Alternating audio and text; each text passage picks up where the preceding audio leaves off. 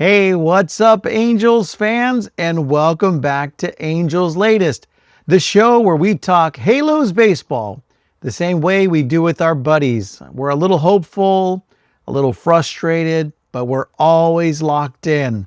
And we're always believing there are brighter days coming at the Big A. And look, the offseason may be cold, but the Angels conversation never is.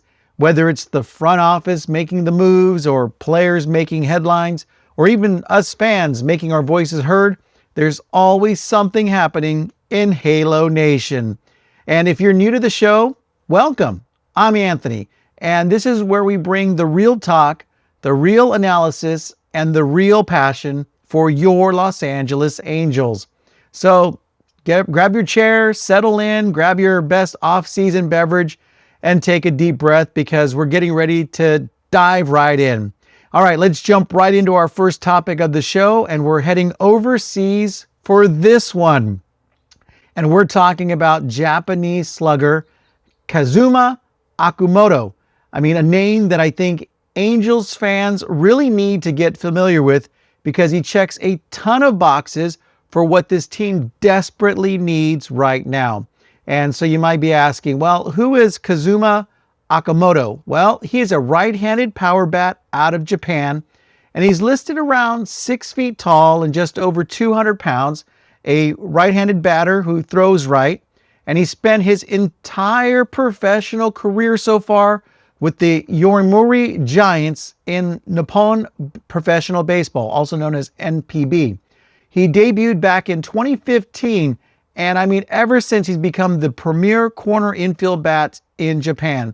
He mostly plays third base and first base with a little bit of corner outfield mixed in.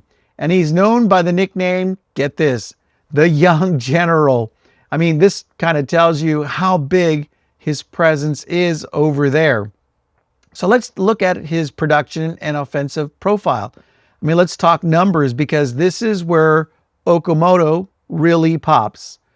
Over his NPB career, he's put a slash line around it, a 277 batting average, a 361 on-base percentage, a 521 slugging percentage, and he's already hit about 248 career home runs.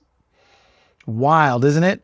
From 2018 through 2023, you're talking about 6 straight seasons with 30-plus home runs. That's big-time, consistent power.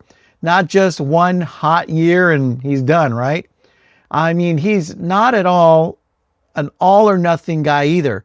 I mean, one of the things that really stands out is the strikeout rate. In 2025, for example, he was striking out in roughly 11% of his plate appearances. I mean, that's incredibly low for someone with this kind of pop. In the 2025 season, before being posted in 69 games, he put up a line about 327 batting average, 416 on-base percentage, a 598 slugging percentage, with 15 home runs and 49 runs batted in. This guy is amazing.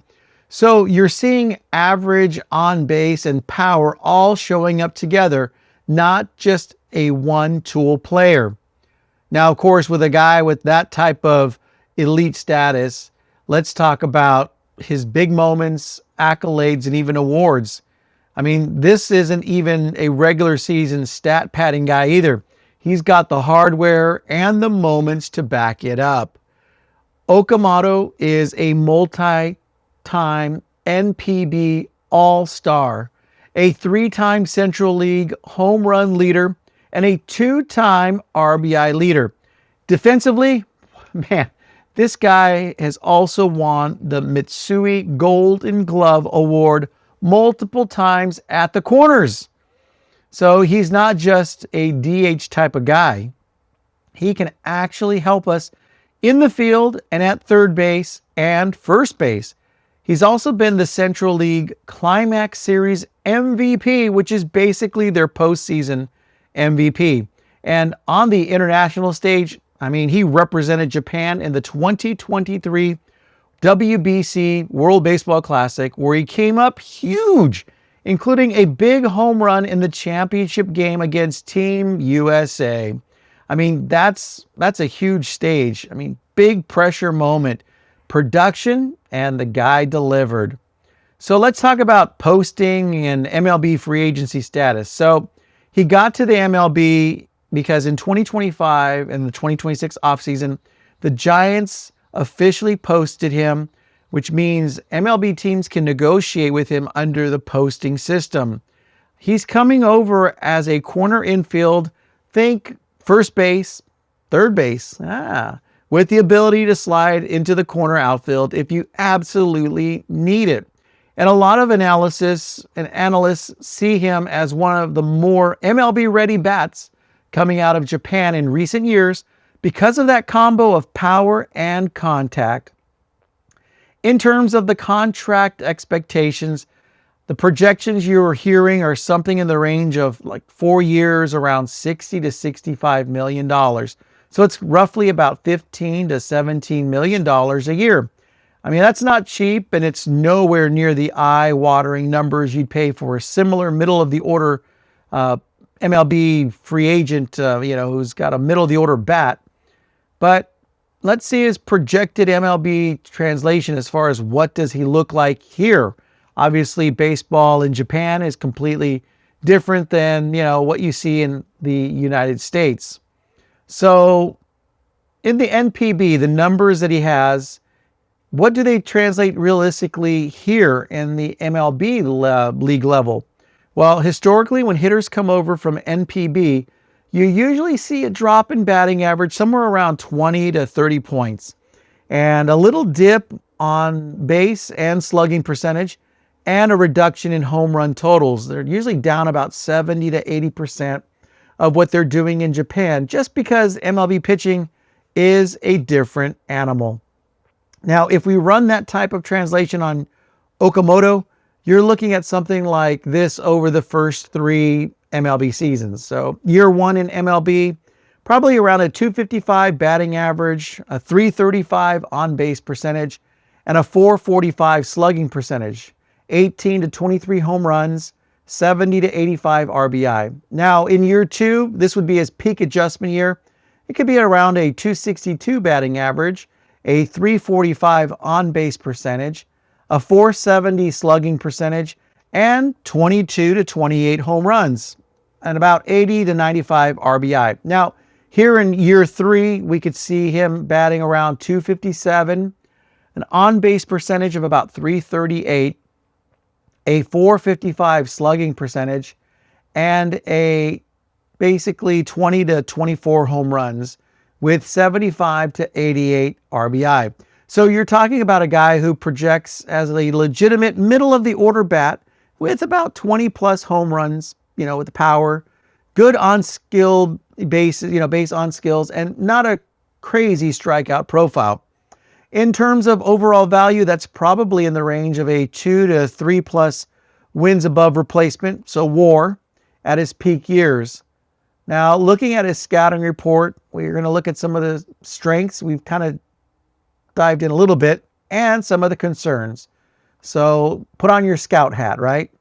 So for his strengths, he definitely is a hit tool. He hits above average, has a great compact swing, good balance, and he makes a lot of contact for a power hitter. Now, his power is legit. We said 30 home runs, in the NPB, which could translate to 20 plus in Major League Baseball. His plate discipline, he doesn't chase a ton, and he manages the zone and the strikeout rate very well. Versatility, like we said, he can play third base, first base, and even some corner outfield if needed. Now, he does have big game experience, as we said, in the WBC, the NPB postseason, Climax Series MVP. I mean, he's been in pressure spots and he's delivered. So that's great. Now, here are some questions and considerations for, him. Now, he's coming over at around 29 to 30 years old, so you're not getting the super long runway of a 23-year-old prospect.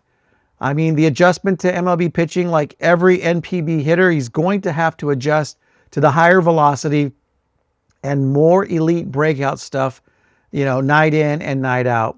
Now, as far as defense in MLB, well, he's a Golden Glove guy in Japan, we said. The athletic bar at third base in the Major League Baseball spectrum is high, and he may end up being a better first baseman long term with the ability to fill in at third. So now, let's bring it home. How does he fit with the Angels? Well, Kazuma Okamoto. Right now, the Angels need a reliable right-handed power bat. Someone who can hit the middle of the order, help at first base, help at third base, and a player who isn't just a boom or bust guy at the plate. Now, Okamoto checks all of that. You put him into the lineup with guys like Trout, Ohapi, Shonowal, Neto, and suddenly the middle of that order looks a lot more legitimate. I mean, he also gives the team flexibility. If Anthony Rendon doesn't return to the team, Okamoto can spend time at third base. If they land another third baseman, well, you can put Okamoto at first base, where his glove has also won awards. And in a pinch, he can even help you in the corner outfield. So the guy has versatility. And what I really like from an Angels perspective is this. You're not just paying for a one-tool slugger.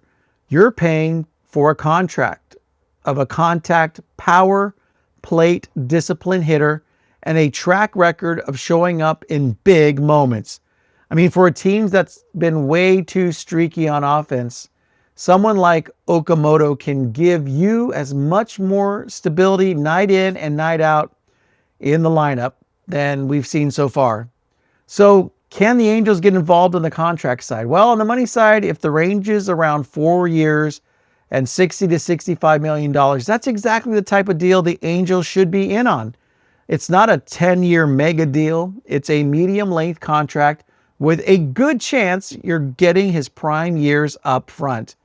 In terms of likelihood, well, the Angels decide that, if they want a right-handed bat who can help now and still be productive for the next 4+ seasons, well, Okamoto is one of the most realistic international options out there. Now, we're definitely going to have competition with teams like the Yankees, Red Sox, or other big market clubs. They could absolutely be in the fit. But Anaheim coming here is very, very real. So to sum it up, Kazuma Okamoto, is a powerful, disciplined, middle-of-the-order bat. I mean, he's got a proven track record in Japan with 6 straight plus 30+ home run seasons. I mean, he brings the hardware, versatility, and big game experience. And from an Angels perspective, he fits multiple needs at once: power, corner infield stability, and lineup depth. Now, if the Angels are serious about upgrading this offense without breaking the bank on a traditional MLB free agent, Kazuma Okamoto absolutely has to be on their radar. All right, for our next topic, we're moving from the batter's box back to the mound and talking about a pitcher who could completely change the look of this Angels rotation. And we're talking about Mel Kelly, one of the most underrated, rock-solid starting pitchers in this upcoming 2025-26 free agent class. So you might be asking, well, who is Mel Kelly? Well, he's a right-handed starting pitcher, 6'2", about 200 pounds, born October 14th, 1988, out of Houston, Texas. Yeehaw! He's not the flamethrower 100-mile-per-hour pitch type. Instead, he's the guy who beats you with command, mix, and mental toughness. And those guys tend to age really, really well, like a fine wine. Now, he originally came up through the Tampa Bay Rays organization after being drafted in the 8th round back in 2010. Now, he got all the way to AAA, but never quite broke through with Tampa. And instead of bouncing around the minors, he made a really bold move. Well, he reinvented himself overseas. Kelly went to South Korea and signed with the SK Wyverns in the KBO. And that's where he really reinvented himself as a pitcher. In the KBO, over 4 seasons from 2015 to 2018, he put up a 48-32 record, a 386 earned run average, more than 600 strikeouts. But beyond the numbers, this is where he really sharpened his craft. He improved his pitching sequencing, refined his cutter and curveball, and learned how to attack hitters with a plan, not just throwing stuff at them, and pitched in a ton of high-pressure playoff-type environments. I mean, he even helped the Wyverns win the Korean Series Championship in 2018. So by the time he came back to the States, he wasn't just a journeyman. He was a proven big-game pitcher. Now, he returned to Major League Baseball with the Arizona Diamondbacks. Before the 2019 season, they took a chance on him and signed him. And honestly, that move has paid off in a huge way for them. Since his MLB debut on April 1st, 2019, Kelly has quietly become one of the most reliable number 2/3 type of starters in baseball. So if you look at the body of work in the majors, you're seeing a career ERA around the mid 3s to high 3s, a whip hovering about 1.19, strong strikeout to walk ratios, generally in the 3.5 to 4. And when he's healthy, he's giving you 165 to 200 innings a year. I mean, that's one of the best seasons in 2022, a 13-8 record, 3.37 ERA, over 200 innings pitched, and 177 strikeouts. That's classic workhorse stuff. Now, you want a big game experience? Well, Kelly's got that too, guys. He was a huge part of that 2023 Arizona Diamondbacks team that made a surprise run all the way to the World Series. He delivered multiple big postseason starts, including in the NLCS, and he showed he can handle the bright lights and hostile crowds. On top of that, he pitched for Team USA in the 2023 World Baseball Classic, including in the WBC final against Japan. So when you talk about pressure situations, elimination games, national stage, world watching, he's been there and he's competed. So now let's talk about how he actually gets hitters out. Again, Kelly is not a velocity monster. His fastball usually sits around 92 to 94 miles per hour and maybe even touching 95. But what makes him tough is how he layers everything else off that. His best pitch is arguably his changeup, and it's one of the better that we see from right-handed changeups in the game. It's got great deception and a late fade, and it generates a ton of weak contact and swing misses. Then he mixes in a curveball and slider that he uses differently against righties and lefties. He even has a cutter that's really important for keeping lefties honest and jamming hitters inside. So the package is fastball at 92 to 94, nasty changeup, curve, slider, and cutter, and elite command where he can put the ball on the edges when he wants to.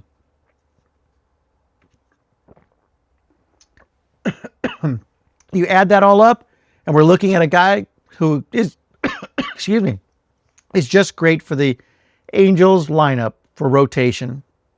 You just can't look at his ERA all day and call it a day. So let's look at his other numbers. His fielding independent pitching numbers is usually right in line with his ERA, which tells you his results are pretty sustainable. He's not just smoke and mirrors. His expected earned run average generally lives in the mid 3s to low 4 ranges. And again, points to him being solidly above average in the starting pitching category. He also tends to limit hard contact, sitting better than league average there. And when you look at his overall value, he's typically in that 2.5 to 3 WAR range in his good years. Now, Mel Kelly is not a young man. No, he's not. He's going to be entering free agency at the age of 37, and that's going to scare some teams away on the surface. But here's the key.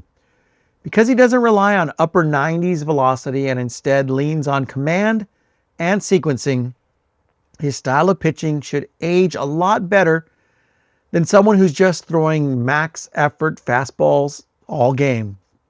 He didn't have a major health moment, or he did actually have a major health moment. Excuse me. He did have thoracic outpatient surgery. He did come back from it, which is not a small surgery thing, but he can return from it and became effective. If we project him forward for the next few seasons and adjust for his age decline, you're looking at something like this. In 2026, he'll be 38, a 370 to 410 ERA, 120 to 128 WHIP, 150 to 170 innings pitched, around 140 to 160 strikeouts, and roughly a 2.0 WAR. And in 2027, his ERA could be a 4 to 430, a WHIP of 125 to 132, and about 130 to 155 innings. Now in 2025, probably more of a back-end starter or swingman. We're looking at a 420 to 460 ERA, a 128 to 135 WHIP. So even into his late 30s, early 40s, still profiles as a guy who can give you quality innings if you manage the workload. Now, from an awards and accolades reputation standpoint, Kelly may not have the Cy Youngs, but he's got something that teams value just as much, and that's trust. He's been a Korean Series champion with SK Wyverns, a key postseason starter on a World Series club with the Diamondbacks, a Team USA starter in the World Baseball Classic, and the book on him is that he's cerebral, extremely prepared, a strong clubhouse presence, and a guy younger pitchers naturally gravitate to. I mean, this is the type of veteran presence you put at the front of your rotation meetings and let the younger guys learn how to be pros. So let's look at his free agency market contract projections and see what it's going to cost. Given his age, but also his consistency, the projection for Mel Kelly next looks like something 2 years, $28 to $34 million total, with a possible third-year club option on top of that. So that puts him in that $14 to $17 million per year range, which is a strong number 2/3 starter, and it's actually very reasonable in today's market. So you're not tying up your payroll for 7 or 8 years, and you're probably getting most of the value in the front of the deal. All right, so now the fun part. How does Mel Kelly fit specifically with the Angels? Now look at what this team has lacked for years. Stability at the top of the rotation. A guy who can reliably get you into the 6th and 7th inning. A veteran who can lead and mentor a young pitching staff. Someone who doesn't implode and nuke your bullpen every other start.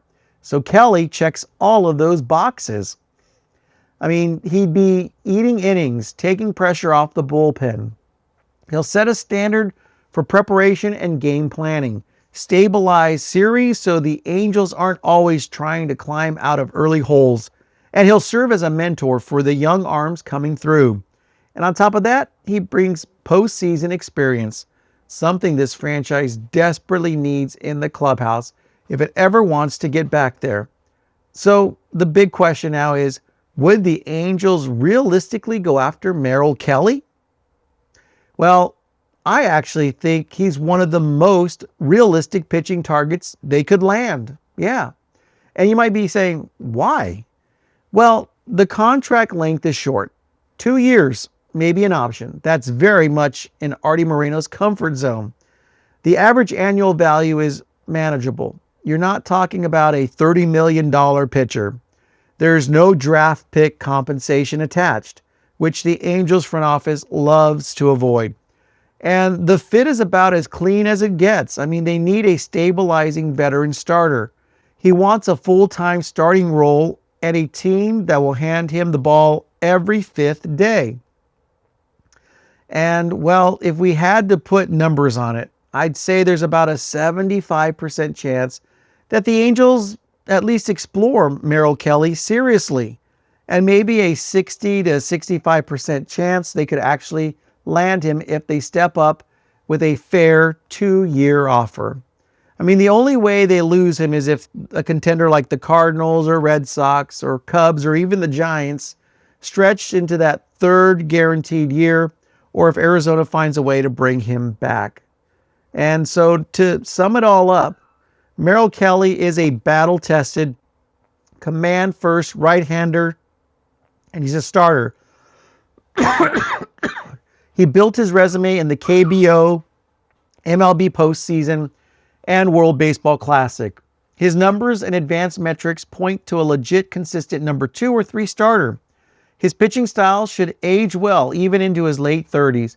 And for the Angels, he might be one of the best value players on the pitching market. Exactly the kind of move that could quietly add 2 to 3 wins and stabilize the entire staff. Now, if the Angels are serious about fixing this rotation without handing out a $200 million deal, well, Mel Kelly absolutely has to be on their short list. All right, Angels fans, for our next topic, we're talking about a very familiar face, and that's former Angels manager Ron Washington. He is officially heading to the San Francisco Giants, where he'll be coaching joining their coaching staff as an infield coach. So let's break it down what this move means for Wash himself, for the Giants, and yes, for the Angels. So here's the situation. Ron Washington, now 73 years old, he agreed to join the Giants as part of their, new manager Tony Vitello's coaching staff. And remember, Vitello really hasn't had any experience at all. So Washington will be taking on the role that he's been known for his entire career, infield coach. And of course, Halos fans remember he left the Angels during the 2025 season after undergoing a quadruple bypass heart surgery. And the Angels eventually moved on and hired a new manager. So this move to San Francisco officially closes the book on Washington's time in Anaheim. So let's start with what the Giants are getting. Well, with Washington, he's widely regarded as one of the best infield coaches in Major League Baseball, period. His work with players goes all the way back to his Oakland A's days, where he helped develop multiple Gold Glove defenders. He brings decades of experience, hands-on fundamentals first teaching, the ability to transform average infielders into above average ones, and a leadership presence that commands instant respect. I mean, this hire is especially important for the Giants because of their new manager. We already said Tony Vitello is coming over from the college ranks, no experience at all in MLB dugouts, and no managing or coaching experience at all. So pairing him with a veteran like Ron Washington gives him stability, credibility, and someone who understands the daily rhythms of Major League Baseball. And in short, this is a move that strengthens the foundation of the Giants' entire coaching infrastructure. What this means for Ron Washington, well, it's a role that makes a ton of sense for the guy. He's always been a teacher at heart, a fundamentals guy, and a developer of talent, and a mentor. He doesn't have to deal with the pressure, travel load, or 162-game scrutiny of managing a full Major League season anymore, which is especially important considering the heart surgery he recently underwent. Now, this role lets him stay in the game that he loves. He enjoys being on the field as a coach and does it really well. And he's in a position that's far more sustainable for his health at this stage of his career. And because he's joining a young staff under a brand new manager, he'll hold tremendous value and experienced voice in the room. So what does it mean for the Angels? Well, for Angels fans, this move symbolizes something we've all sort of known. The Ron Washington era in Anaheim is officially over. Even though the 2025 season was a historically tough year for the Angels, actually Wash brought leadership, energy, and a veteran presence to the clubhouse. And losing that does leave a bit of a void, not just tactically, but emotionally. And this also highlights how transitional the Angels have been the last few seasons. Managers come in, managers leaving, coaches changing, roster turnover, and injuries. Young players being asked to develop without a stable infrastructure. And now, one of the most respected teachers in the sport, someone who was supposed to help guide the Angels back towards stability, is taking his talents, well, on the road and elsewhere. So, what it means for the Giants on the field? Well, from a baseball standpoint, the Giants might have quietly made one of the best coaching hires of the offseason. San Francisco's infield defense was inconsistent, and they got young players coming up who could really benefit from Washington's style of instruction. And if he can help even two players take a step forward defensively and cut down errors, improve their footwork, tighten their glove work, that alone can swing a few wins over a season. All right, and I think the Giants see this as part of a culture shift as well. The message is clear. We're going back to fundamentals. We're going back to development, and we're going back to teaching.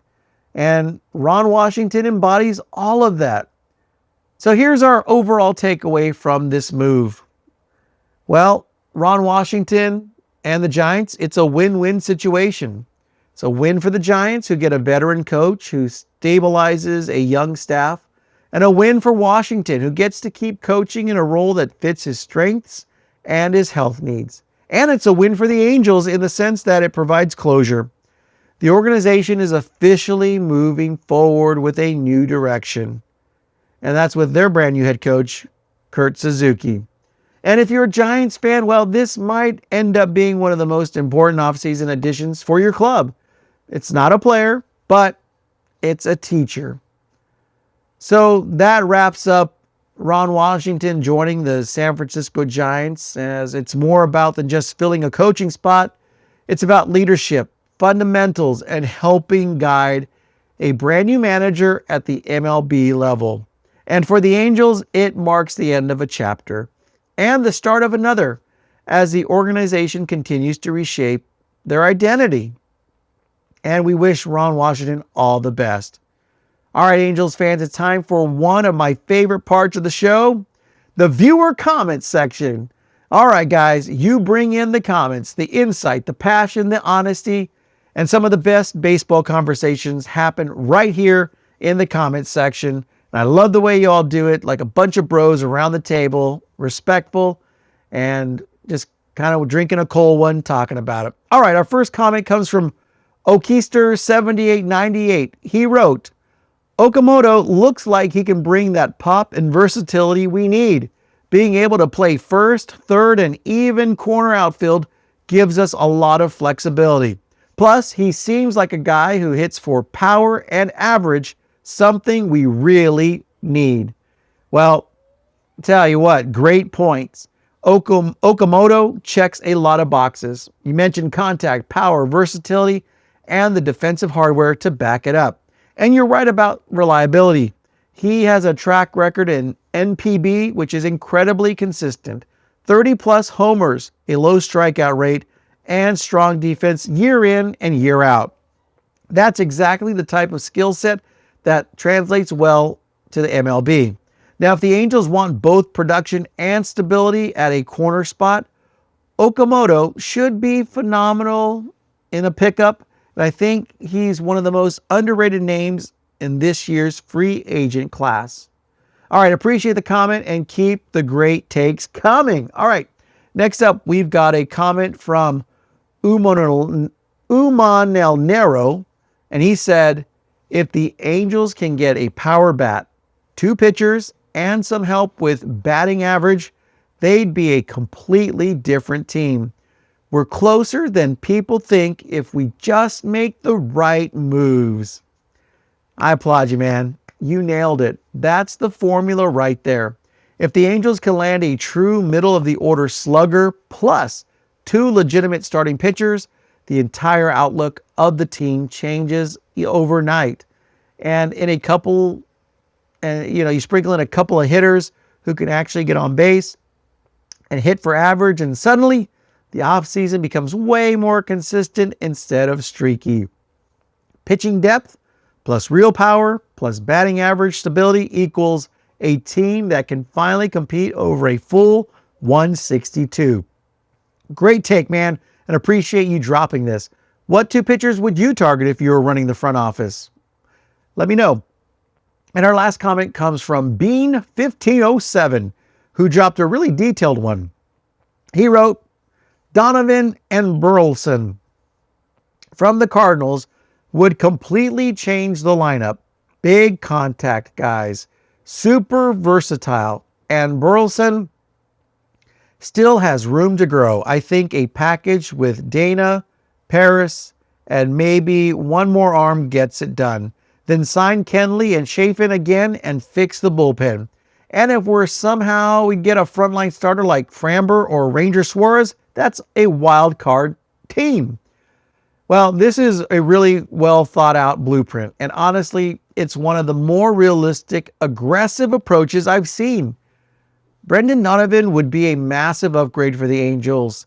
Elite OBP skills, defensive versatility, and that grinder mentality to the lineup has been missing.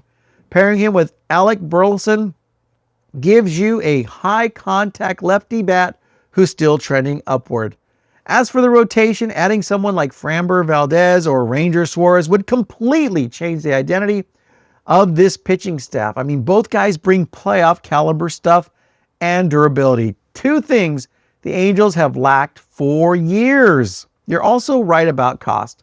St. Louis isn't giving up Donovan without headliners. So Dana plus one or two pitching prospects, maybe Lugo or Paris, as you mentioned, it's probably what it's going to take. That's a big price, but it might be worth it if you land two everyday players who fit your timeline.